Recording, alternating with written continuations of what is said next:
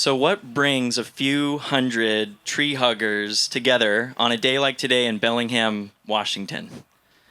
I think it's safe to speak for all of us that we're here because we love this land. We love where we live.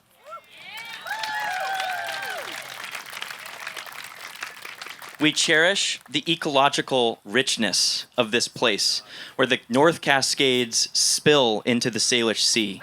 We're here because we value the wildness that still exists here in its undammed rivers, our unconquerable mountains, and our structurally complex, biodiverse, mature legacy forests. These places are worth fighting for, and that's what we're here for. We're trying to change the Department of Natural Resources and their policies, which is no small task. It's easy to get caught up in the human game, diving deep into the regulatory rabbit holes of HCPs and SHCs and other acronyms you've never heard of, and arguing how each trust beneficiary should be compensated for each and every action that DNR takes.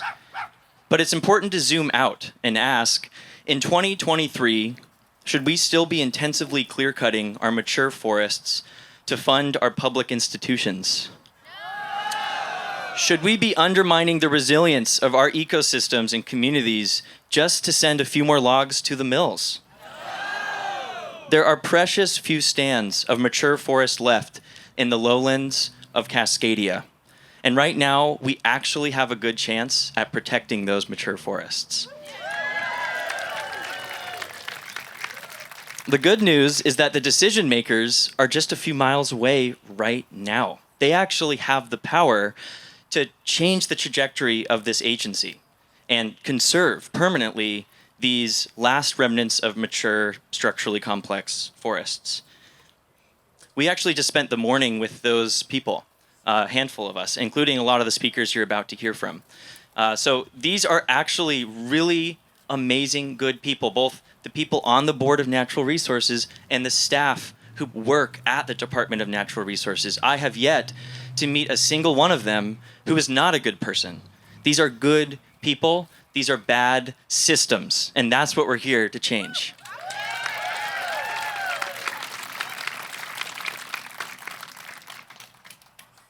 A few decades ago, an upswelling of grassroots advocacy, this is when I was maybe in diapers, yielded major forestry reforms in the Pacific Northwest. Unfortunately, there hasn't been much progress in the last few decades.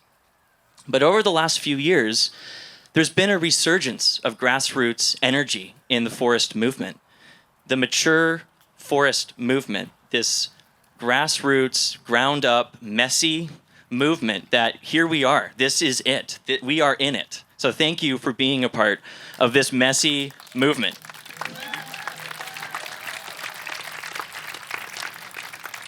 This is all the more important because of our specific time in history. Climate change is staring us in the face, and it's more than just staring us in the face. It's here, folks, and it's here to stay. I don't know if you can still taste the smoke that we just inhaled the last week. That's Canada's biggest wildfire season on record that we were tasting. And they're not over yet. They actually have a lot more fire to burn up in BC and beyond and around the world. July was the hottest month ever recorded on planet Earth. This is here, and it's going to be here for the rest of all of our lives, every single person here. So what do we do about that? Do we give up, or do we do something about it? And I think there's only one answer to that question. We have to do something about it. Okay, so what do we do, right? Let's do something, but what do we do? Well, I'm privileged to introduce a handful of speakers who are going to help answer that question. They're inspiring individuals, community leaders, poets, musicians. They will help shed light on that path ahead.